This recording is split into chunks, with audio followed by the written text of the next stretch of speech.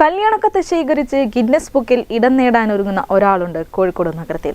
Nadakkavu MK ലത്തീഫാണ് പുതിയൊരു അപൂർവത സ്വന്തമാക്കാൻ തയ്യാറെടുക്കുന്നത്.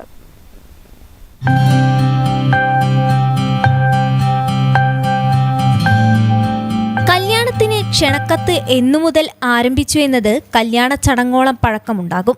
സുഹൃത്തുക്കളുടെയും ബന്ധുക്കളുടെയും സഹായത്താൽ ഇത്തരം കല്യാണക്കത്തെടുത്ത് ശേഖരിച്ചാണ് കോഴിക്കോട് സ്വദേശി MK ലത്തീഫ് ഗിന്നസ് ലക്ഷ്യമാക്കുന്നത്. 8 വർഷത്തെ പ്രയത്നം.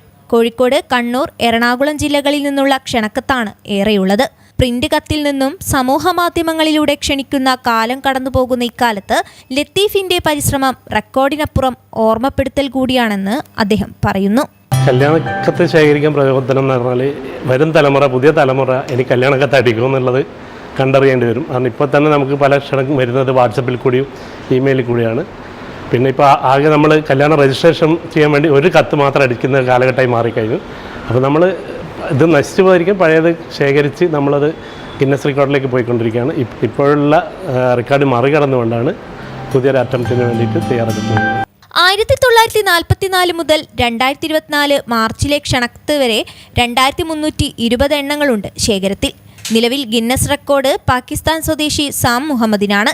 341 ക്ഷണക്കത്താണ് അദ്ദേഹത്തിന്റെ പക്കലുള്ളത്. നിലവിലെ റെക്കോർഡ് മറികടക്കാൻ 344 എണ്ണം പ്രദർശിപ്പിക്കണമെന്നാണ് ഗിന്നസ് അധികൃതരുടെ നിർദ്ദേശം. നടക്കാവ് BEd ട്രെയിനിംഗ് സെന്ററിലെ ക്ലാസ് മുറിയിൽ ചിത്രീകരണത്തിനായി കത്തുകൾ പ്രദർശിപ്പിച്ചു. ഗിന്നസ് പ്രതിനിധി സലീം പടവണ്ണയും സംഘവും ക്ഷണക്കത്തിന്റെ എണ്ണവും ദൈർഘ്യവും തിട്ടപ്പെടുത്തി. ഡിസൈൻ ഒന്നുമില്ലാത്ത കത്ത് മുതൽ വിവാഹിതരുടെ ഫോട്ടോ ഉൾപ്പെടുത്തിയതും 2021 കോവിഡ് പ്രോട്ടോകോൾ പാലിക്കണമെന്ന് ഉൾപ്പെടുത്തിയതും പ്ലാസ്റ്റിക് കൊണ്ട് നിർമ്മിച്ചതും അമേരിക്കൻ മലയാളി ദമ്പതികളുടെ ക്ഷണക്കത്ത് വരെ ശേഖരത്തിൽ പുതുമയായുണ്ട്.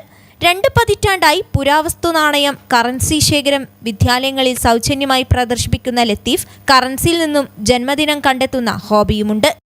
News bureau, Kozhikode.